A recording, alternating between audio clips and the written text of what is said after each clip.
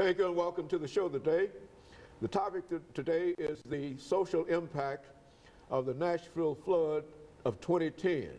And we're fortunate to have with us to talk about the social impact of the Nashville flood 2010, a geographer from Tennessee State University, Dr. DPadgett, who has been with us on a number of occasions and has a lot of information relative to the social impact of the flood of the Nashville flood of 2010. And of course, Dr. Padgett, let me welcome you to the show this morning and to remind our audience that you've been with us on a number of occasions, and you're really no visitor to this show in a real sense. We sort of consider you as one of our regular persons, our regular guests. But there might be some persons that might not know you, Dr. Padgett, and so let's take the first 6 minutes to sort of give some information about your background, your education, and some of your experiences, and then we'll have a commercial break, and then we'll get into the Nashville flood of 2010.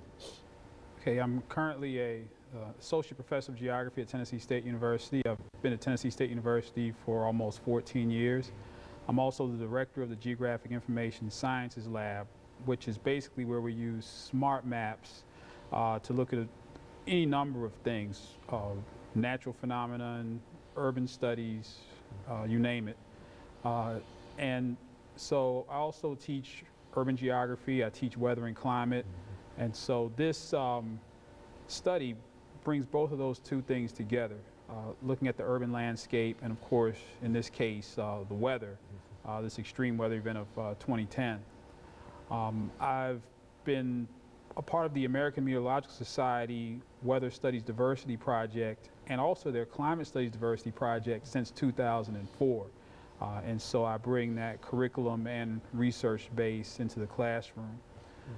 And I went to the University of Florida for my graduate degrees in geography and geology.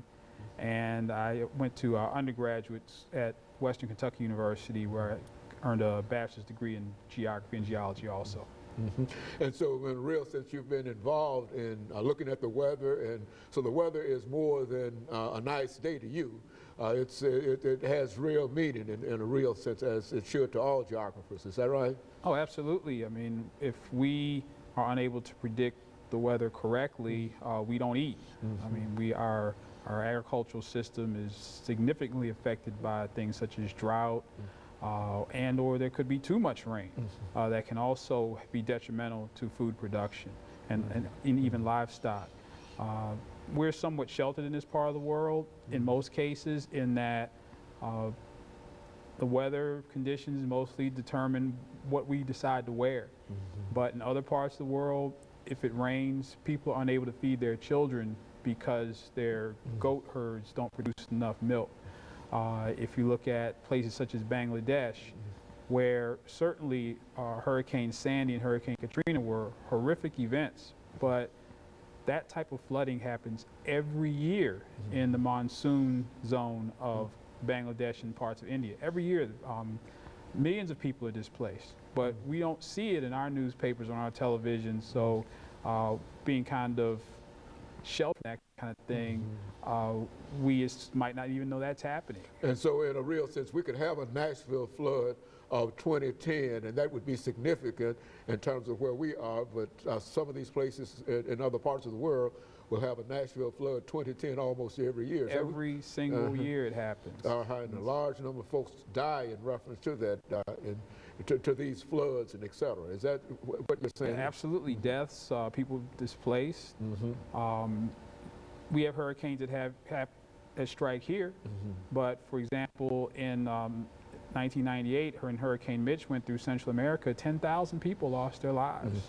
And so we certainly don't minimize the loss of life here. We have no idea how much worse it can be in other parts of the world, and how much more severe the impacts of global warming and climate change are going to be in other parts of the world versus here. And so you do believe that over the last few seconds we have, that there is such a thing as global warming, and it has an impact upon the weather and et cetera. You believe that? Oh, absolutely. I mean, the climatologists pretty much agree that global warming is occurring. The debate is over what's the cause. Is it human cause or is it natural? That's where the debate is. And it's going to be a lengthy debate, because if it's human cause, that means we're going to have to spend money to fight air pollution and stop releasing greenhouse gases. If it's natural, then we can mitigate in other ways, but industry doesn't have to cut down on air. Very good. And of course, let us take this first commercial break, and we'll be back with our audience, excuse me, following this very, very short commercial break.